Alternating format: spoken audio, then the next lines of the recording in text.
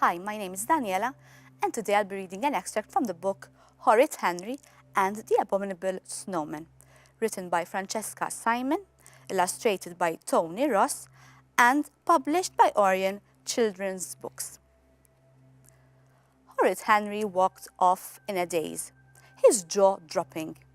Margaret and Susan pelted him with snowballs, but Henry didn't even notice. Free ice cream for a year direct from the Frosty Freeze ice cream factory. Oh, wow! Horrid Henry couldn't believe it. Mom and Dad were so mean and horrible, they hardly ever let him have ice cream. And when they did, they never ever let him put on his own hot chocolate fudge sauce and whipped cream and sprinkles, or even scoop the ice cream himself. Oh no. Well, when he won the best snowman competition, they couldn't stop him, gorging on chunky chocolate fab fudge caramel delight or vanilla whip. Tutti frutti toffee treat. Oh boy. Henry could taste that glorious ice cream now. He'd live on ice cream. He'd bathe in ice cream.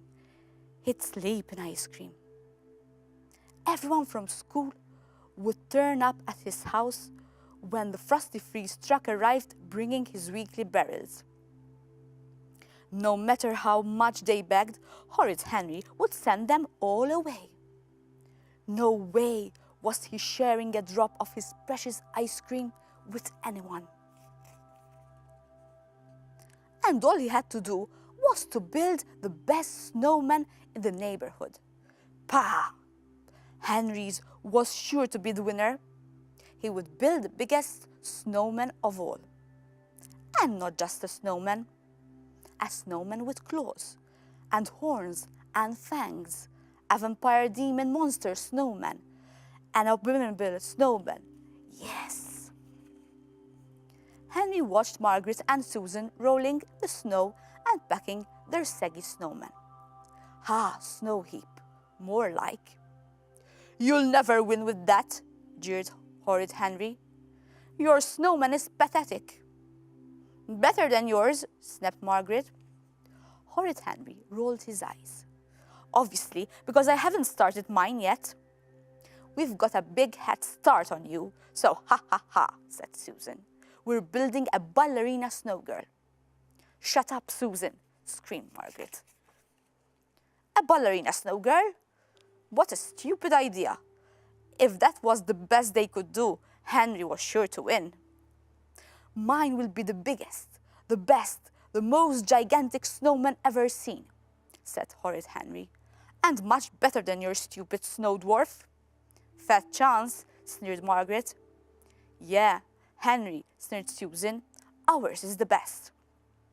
No way, said Horrid Henry, starting to roll a gigantic ball of snow for the snowman's big belly.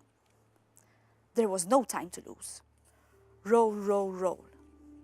Up the path, down the path, across the garden, down the side, back and forth, back and forth.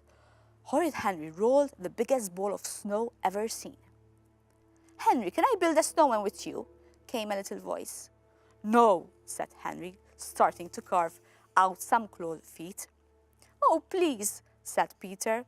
We could build a great big one together, like a bunny snowman or a... No, said Henry. It's my snowman. Build your own. Mom, wailed Peter. Henry won't let me build a snowman with him. Don't be horrid, Henry, said Mom. Why don't you build one together? No, said Horrid Henry. He wanted to make his own snowman. If he built a snowman with his stupid worm brother, he'd have to share the price. Well, no way. He wanted all that ice cream for himself. And his snowman was sure to be the best. Why share a prize when you didn't have to? Get away from my snowman, Peter, hissed Henry. Perfect, Peter, sniveled.